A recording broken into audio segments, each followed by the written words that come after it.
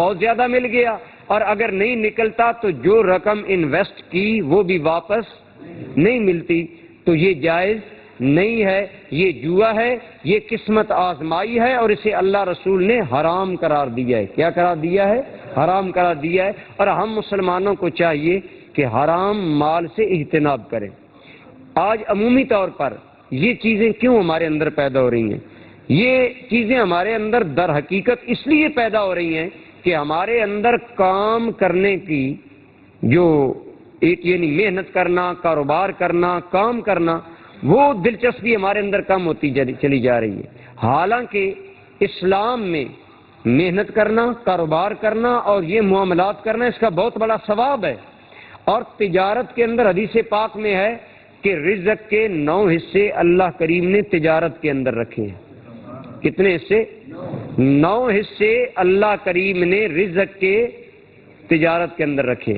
یہی وجہ ہے اللہ کریم کے انبیاء کرام نے تجارت کی، صحابہ کرام نے تجارت کی، اولیاء کرام نے تجارت فرمائی۔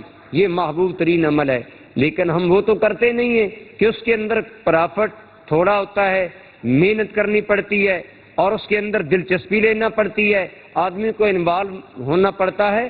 تو آسان دولت مند ہونے کے راستے ہم نے اختیار کر لیے، لیکن یہ بات یاد رکھیں کہ اگر آپ کوئی حرام ذریعہ اختیار کر کے دولت کماتے ہیں تو وہ آپ کے لیے کھانا حرام ہے۔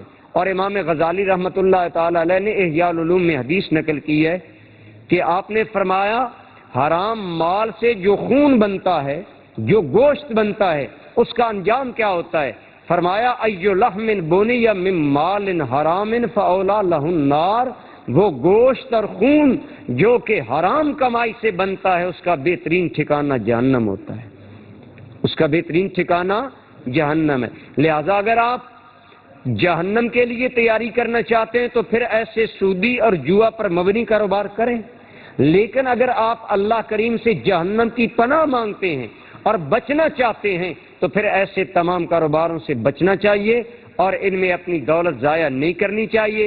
ایک مرتبہ نکل آیا، اس کے بعد پھر زندگی بھر نہ نکلا تو اس کا انجام کار ایک یہ بھی ہوتا ہے کہ بعض اوقات لوگ خودکشی کر لیتے ہیں۔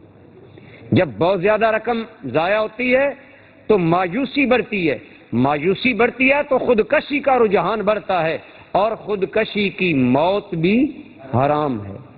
اور حدیث پاک کے اندر آیا کہ جو آدمی ایسی موت مرے گا جو غیر طبی موت ہوگی، خود مرنے کی کوشش کرے گا اور مرے گا۔ حدیث پاک کے اندر آتا ہے جب اللہ تعالیٰ کی بارگاہ میں وہ جاتا ہے، اللہ رب العالمین فرماتے ہیں ہم نے تیرے قالب کے اندر، تیرے بدن کے اندر جان ڈالی، ہم اسے اپنے فیصلے کے مطابق نکالنا چاہتے تھے لیکن تو نے اپنی تجویز اختیار کی، لہذا اب اسی طرح بار بار تیرے اندر جان ڈالی جائے گی، اور اسی ذریعے جس طریقے خودکشی کی اسی ذریعے بار بار مرے گا، اور یہی معاملہ اس پر جاری و ساری رہے گا۔ یہ عذاب قیامت تک ملتا رہے گا خودکشی کرنے والے کو۔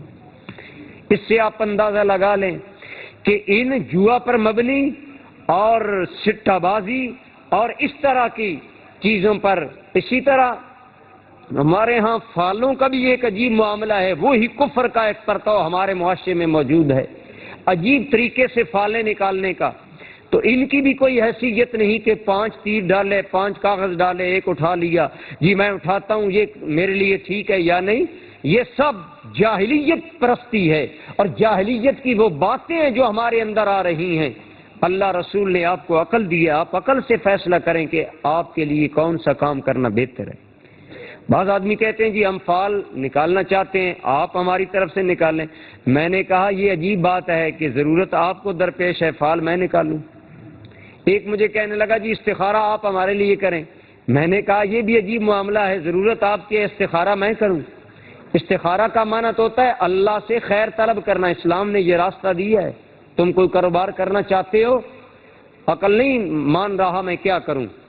امام الانبیاء صلی اللہ تعالی علیہ وبارک وسلم کی سنت مبارکہ، اگر کوئی عام کام کرنا چاہتے ہو، کاروبار کرنا چاہتے ہو، کوئی سٹیپ لینا چاہتے ہو، مشورہ ضرور کرو، دوستوں سے کرو، لیکن بہترین مشورہ تمہیں اللہ کی بارگاہ سے ملے گا۔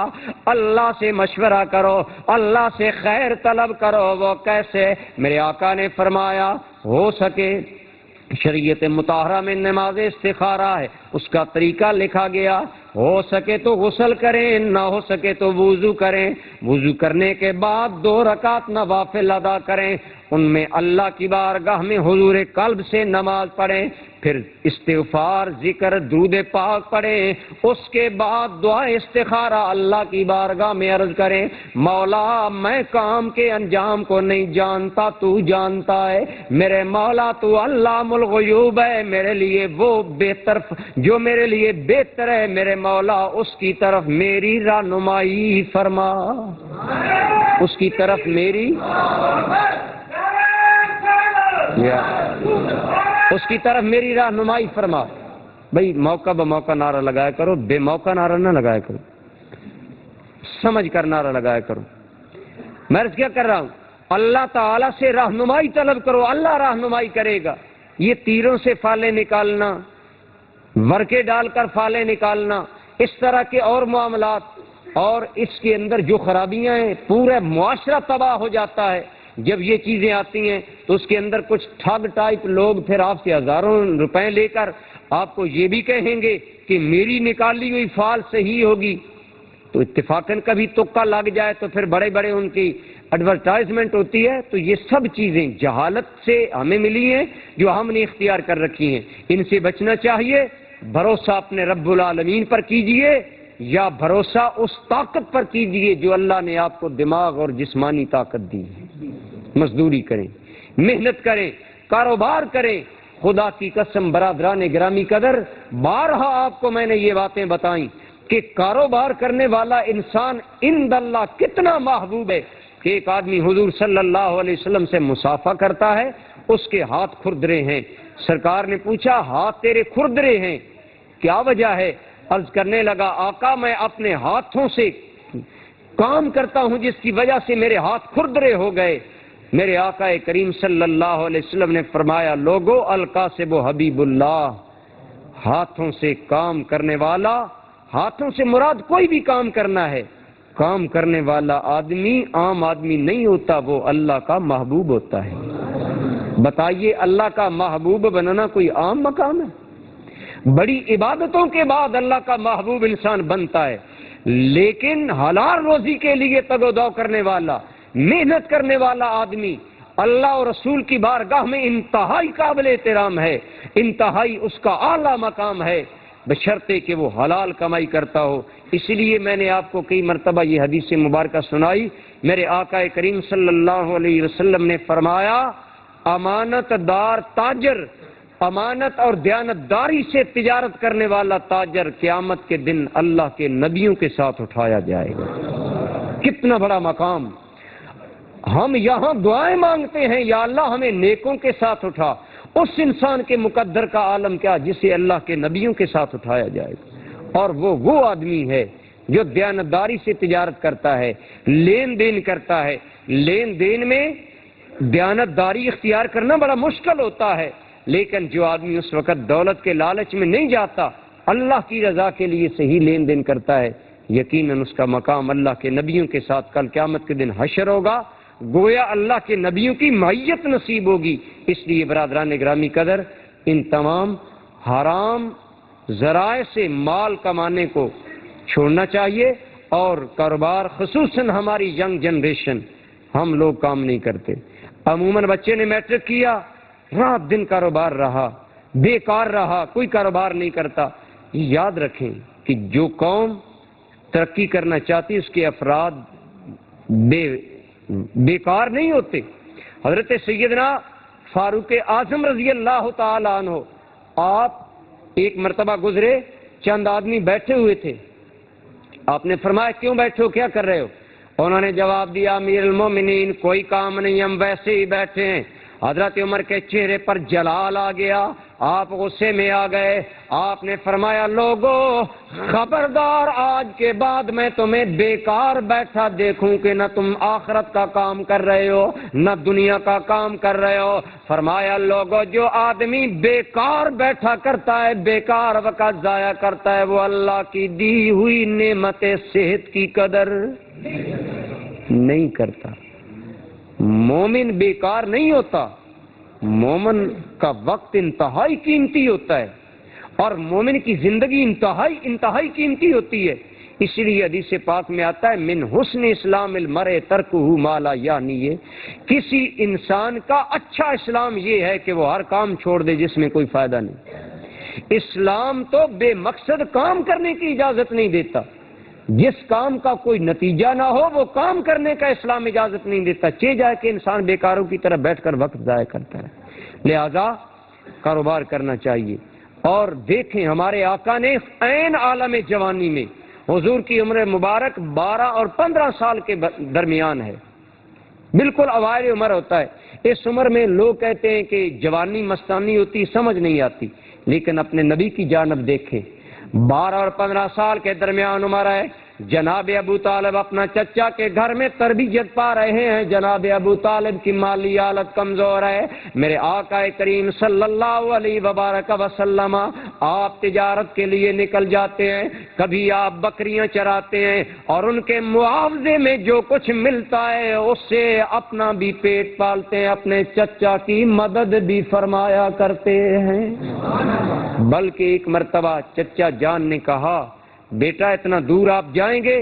تو آپ نے جواب دیا چچا جان میں آپ کی ان مشکلات میں کیوں نہ مدد کروں اور ہاتھ بٹاؤں. ایک نوجوان کے لیے حضور کی زندگی بہترین اسوہ ہے.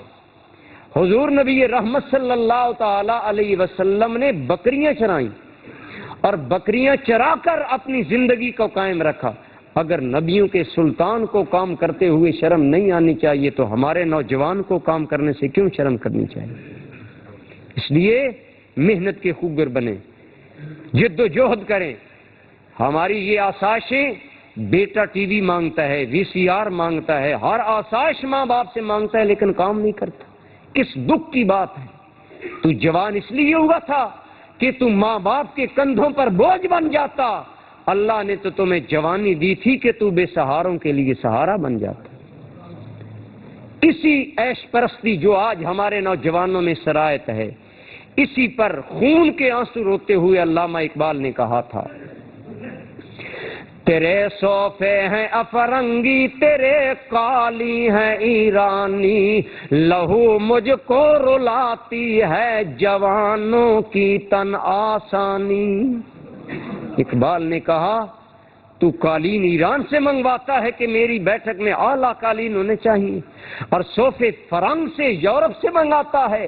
یعنی عیش پرستی کے لیے تو یہ معیار کہ دنیا کے اعلیٰ سامان پر نظر ہے، اور کام کے معاملے میں حالات یہ کہ تن آسان ہو گیا، بیکار ہو گیا اور کام کرنا تیری عادت نہیں ہے. دوستان گرامی قدر، جس قوم کے نوجوان بیکار ہوں وہ کبھی قوم ترقی. ہم یورپ کی نقالی کرتے ہیں لیکن یورپ کے لوگ بیکار نہیں رہتے، وہ کام کرتے ہیں.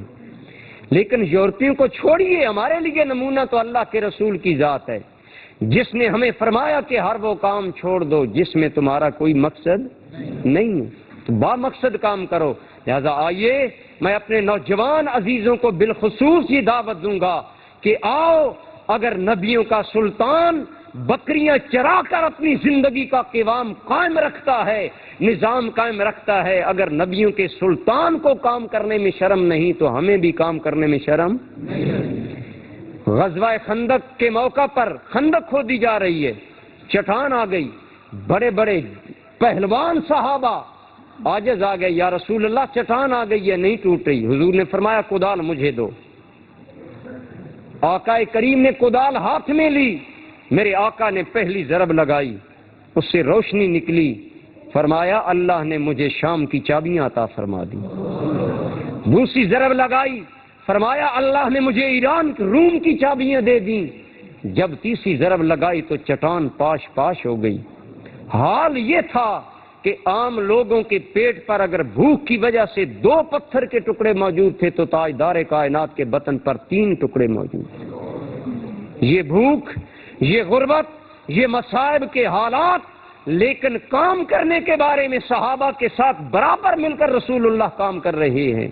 یہ ہے ہمارے آقا کا زندگی کا شیڈول۔ ہمیں کس نے یہ ترغیب دلا دی کہ ہم تن آسان اور عشق پرست بن جائیں اور راتوں رات لاکھ پتی بننے کے ذام میں سود، جوا اور سٹہ بازی اور حرام کاری کے کاروبار شروع کر دیں؟ خدا کی قسم، ایک مسلمان کے لیے اس سے بڑھ کر اور ذلت کا کون سا مقام ہے کہ تو ایسا کاروبار کر رہا ہو، ایسے نمبر بیچ رہا ہو، ایسے نمبر لے رہا ہو، ایسے نمبر کی دلالی کر رہا ہو جس کاروبار کے بارے میں رسول اللہ نے فرمایا ایسے کاروبار کرنے والا آدمی خنزیر کے خون سے ہاتھ رنگنے والا ہے۔ شرم سے ڈوب مرنا چاہیے مسلمان کو۔ آئیے اللہ کے حضور توبہ کریں اگر ہم سے غفلتیں ہو گئی ہیں اور محنت والا راستہ اختیار کریں۔ اللہ ہمیں رزق حلال کے لیے محنت اور جد و جہد کا راستہ اختیار کرنے کی توفیق عطا فرمائے۔ دوستو، اس سے پہلے بھی کئی مرتبہ اعلان ہوا کہ انجمن کی طرف سے بڑی قربانی کا انتظام کیا گیا ہے۔ جو آپ حصہ ڈالنا چاہیں وہ انجمن کے دوستوں سے رابطہ قائم کریں۔ وما علینا الا البلاغ۔